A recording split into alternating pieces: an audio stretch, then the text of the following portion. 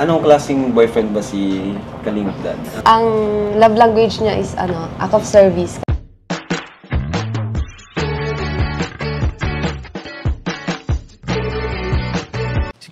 Si Kuya Jens, ano yan, reactor natin yan. Official reactor. Hello mga kalingap! Welcome back sa aking YouTube channel, Kuya Jens. So kung bago ka lang sa aking YouTube channel, huwag niyo pong kalimutang mag-subscribe at click the bell button para like ng updated sa ating mga bagong upload na video. At huwag po natin kalimutang suportahan ng Butim Kalingap sa pangunguna ni Kuya Val Santos Matubang, Ate Edna Vlog at syempre Kalingap Rob. At para suportahan din po ang mga kasama sa Butim Kalingap, nandyan po ang K-Boys, Kalingap Partner, Kalingap Reactor at lahat po ng charity vlogger sa buong Pilipinas sa tumutulong sa mga kabayan natin na lahat may hirap. Suportahan po natin lahat, guys. So, mga Kalingap, tapos na nga sa Q&A ang tambalang jump car.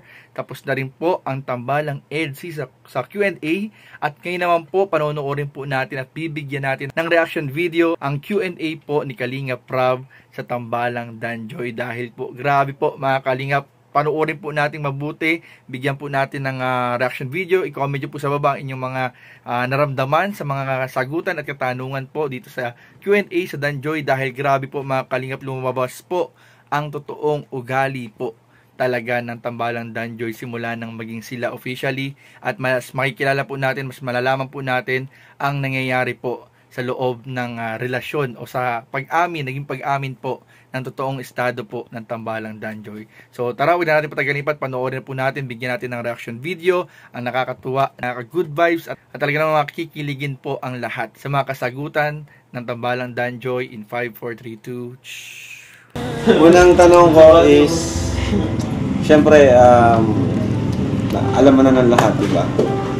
About sa inyong relationship nyo ang dalawa. So, kumusta na ba? Kumusta na ba ang Danjoy? Kumusta na ba kayo? Kasi marami rin na kami sa inyo eh. Kaya nga. Kumusta na ba kayo? Ako, sagot. Okay naman. Tapos, masaya kasi yung habang tumatagal kami ni Joy na mas nakikilala ko siya ng mas gusto.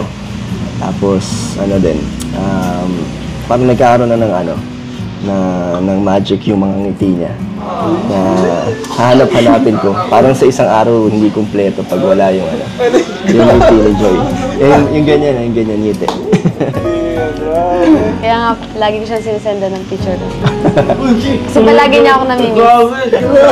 Grabe! Sa buhay ko, hindi ko kayo naranasan.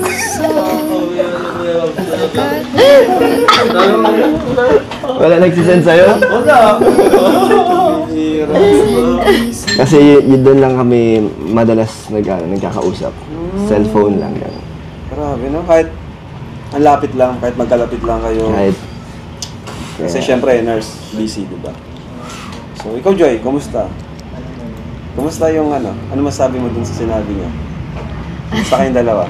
Okay lang po kami niyang masaya. Tapos, kahit na busy kami, nabibigyan pa rin namin time ng isa't isa. Kahit simpleng update lang. Update. Grabe, sana all. Ikaw, sinong ka-update mo? Basta. Hindi na ka. Pero may mga times naman na yan, nag-aaway kayo or may hindi pagkaintindihan. Siguro lang, onting tampuhan lang. Onting tampuhan. Ganun. Kasi, pag gusto ko siyang makita or makausap, may times na madalas hindi pwede kasi nga, nag-aaral siya, nasa school. And pag gabi naman, nag-aaral pa rin sila. Onting tampo lang naman, pero nag-aaral pa rin, no? Sila Justine. So, may nagsasad naman siya ng video na talagang nag-aaral, busy talaga. So, naintindihan ko na, kaya okay lang. Tampo lang, konting palapapalam. Sino bang madalas magtampo? Palambing lang. Siya. Kasi siya yung laging walang oras. Sana all, bro. Sana all. Sana all. Si Dan pala yung madalas magtampo. Pero, naintindihan naman. Oo naman. Adaan ko lang sa live.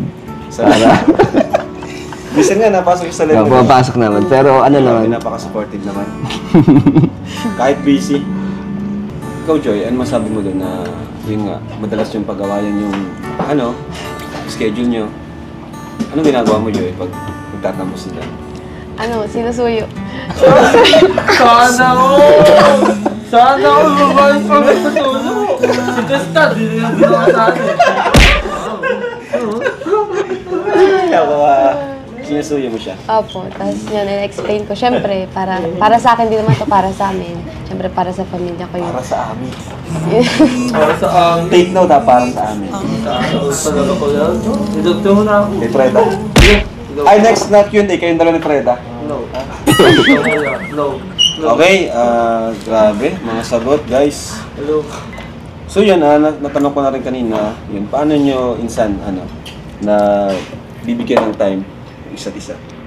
Kasi nga, busy siya, college, student. Ikaw naman, nag-work ka naman.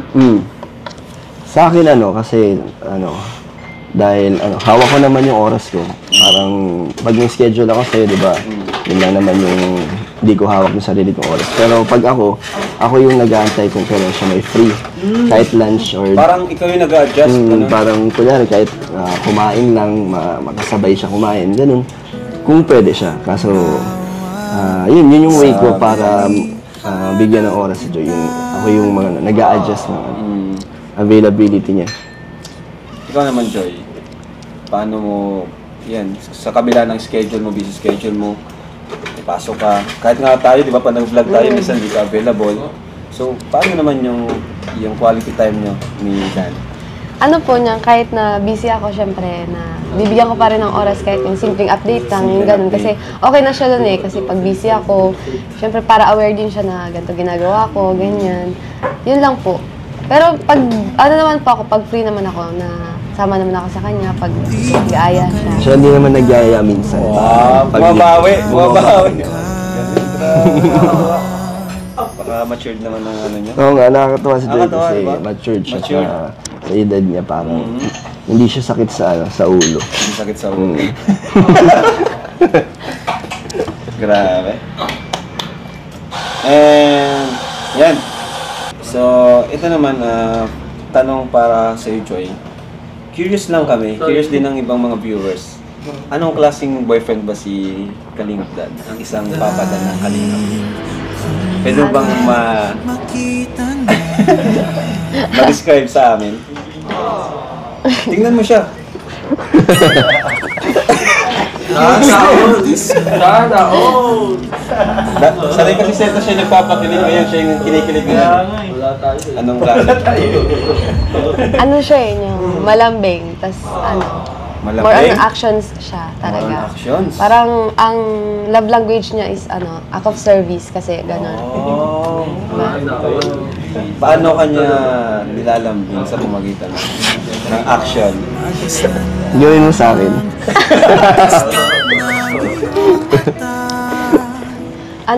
Kahit minsan busy siya, nagdadala siya ng pagkain sa akin.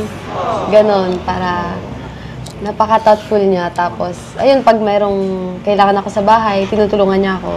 Tama, talaga siya. No? Mga Kalingap, kung nabitin po kayo sa mga pinanood nating ilang highlight o scene sa question and answer sa Tambalang Danjoy, puntahan po ninyo at bisitahin ang YouTube channel ni Kalingap Rab at panoorin po natin dun mga Kalingap ang buong scene o ang buong episode po ng Tambalang Danjoy kung saan nangyari ang question and answer. At base nga po dun mga Kalingap sa mga kasagutan po ni Joy at ni Kalingap Dan ay grabe po talagang kitang-kita na po natin despite na busy po sila or busy po si Joy sa kanyang pag-aaral ay nagkakaroon pa rin po sila ng time together para magbanding at para siyempre mas lalong tumibay at tumatag po ang relasyon ng Tambalang Danjoy. At kitang-kita naman po natin mga Kalingap, mas nakikilala din po natin mga Kalingap ang bawat isa o ang talagang nangyayari po sa loob ng relasyon ni Kalingap Dan at ni Joy Diwata na yung pala ang totoong love language po ni Kalingap Dan kay Joy na act of service kung saan po nakikita po ni Joy yung kanyang concern, yung kanyang pag-aalaga despite na medyo may mga ginagawa rin si Kalingap Dan pero hindi po nawawala yung act of service po nito kay Joy Diwata, lalong-lalo na pag alam ni Kalingap Dan na kailangan siya ni Joy. Talagang andun siya to the service, talagang on the go, talagang one call away, one chat away, talagang pumupunta po agad si Kalingap Dan para syempre po mga Kalingap i-comfort at para paglingkuran ang kanyang Joy Diwata. Ay grabe po. Kaya tutukan lang po natin mga Kalingap ang mga bagong updates, tambalang Danjoy at sa iba pang mga love team sa YouTube channel ni Kalingap Rab. At supportahan po natin palagi ang ama ng Kalingap, Kuya Val Santos Matubang, Ate Edna Vlogs, at syempre Kalingap Rab at pati na rin po ang aming mga kasamahan sa K-Boys. So maraming po salamat mga Kalingap, and don't forget to like, comment, share, and subscribe sa ating mga video. Maraming po salamat. God bless. Bye-bye.